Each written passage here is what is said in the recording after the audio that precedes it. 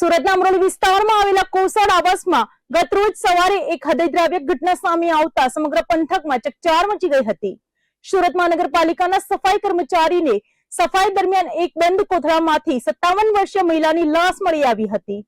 મહિલાની હત્યા કરી લાશને કોથળામાં પેક કરીને અહીં ફેંકી દેવાઈ હોવાની આશંકા સેવાઈ રહી હતી। ઘટનાની ગંભીરતાને જોતા ડીસીપી સહિતના ઉચ્ચ અધિકારીનો કાફલો ઘટના સ્થળે દોડી ગયો હતો।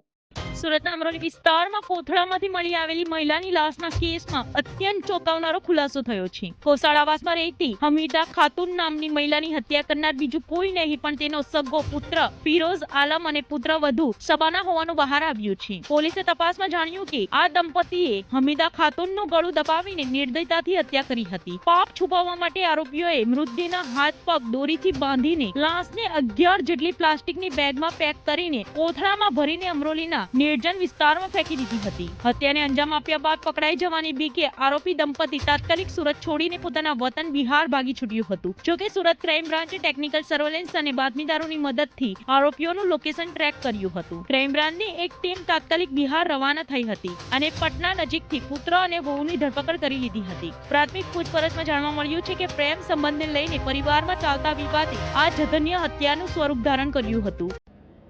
ગઈકાલે સવારે 11 વાગે અમરોલીના કોસાડ આવાસમાં H2 મંદિર હનુમાનજીના મંદિર પાસેથી એક કોથળામાંથી કર્મચારી જે સફાઈવાળા હતા એમને સવારે એક કોથળો મળ્યો જે વજનમાં વધુ લાગતા જે ચેક કરતા અંદરથી એક ડેડ બોડી મળી આવેલી હતી અને હાથ પગ એક 50 થી 55 વર્ષની ઉંમરની લેડીના હાથ પગ બાંધેલા હાલતમાં મળી આવી હતી અને આ અનડિટેક મર્ડરનો ગુનો પ્રાથમિક દ્રષ્ટિએ લાગતો હતો।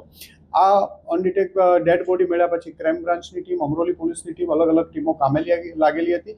દરમિયાનમાં એક ઇન્ફોર્મેશન મળી કે આગલા દિવસે અમરોલી પોલીસ સ્ટેશનમાં એક 55 વર્ષની હમીદા ખાતુન નામની લેડી ઘરેથી કંઈ લેવા બજારમાં જાઉં છું એવું કહી અને ગુમ થયેલ છે એ બાબતની જાણવા જોગ એન્ટ્રી મિસિંગની એન્ટ્રી એમના દીકરા મોહમ્મદ પરવેઝે કરાયેલી હતી।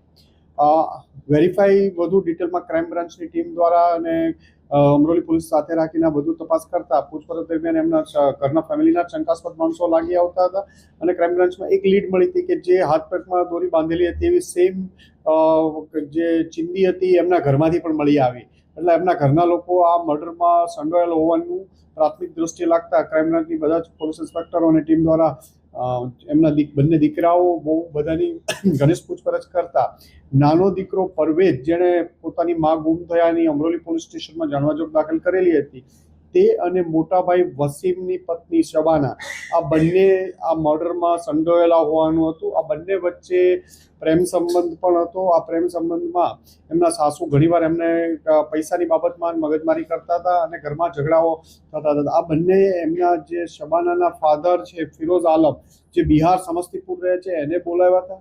આ ત્રણેય ભેગા મળી ગળું દબાવી દીધું, હાથ પગ બાંધી અને પોટલામાં નાખી અને લાશનો નિકાલ કરવા બીજે દિવસે સવારે આગલા દિવસે 10 તારીખે મારી એક દિવસ ઘરે રાખીને પછી બીજે એક દિવસે બપોર પછીના સમયમાં ઘરમાંથી બહાર ફેંકી અને ફિરોઝ આલમ બિહાર વાપસ જતો રહ્યો હતો।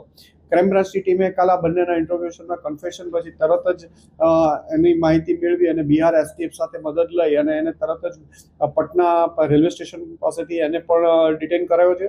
ક્રાઇમ બ્રાન્ચની અને અમરોલી પોલીસની એક ટીમ બિહાર પહોંચી એની પણ કસ્ટડી હમણાં મેળવી લેશે। આમ આ ગુનાના 3 આરોપીઓ શબાના જે મરનારની વહુ થતી હતી, એમનો નાનો દીકરો પરવેઝ અને એના શબાનાના ફાધર ફિરોઝ આલમ 3 આ ગુનાના મુખ્ય આરોપી હતા। 3 પોલીસ કસ્ટડીમાં છે અને આ બાબતની આગળની તપાસ ચાલી રહી છે। એવું છે કે શબાના અને જે વસીમની વાઇફ શબાના છે જેના મોટા દીકરા અને પરવેઝ જે નાનો દીકરો જે મર્ડરમાં સંડોવાયેલો બંને વચ્ચે પ્રેમ સંબંધ હતા।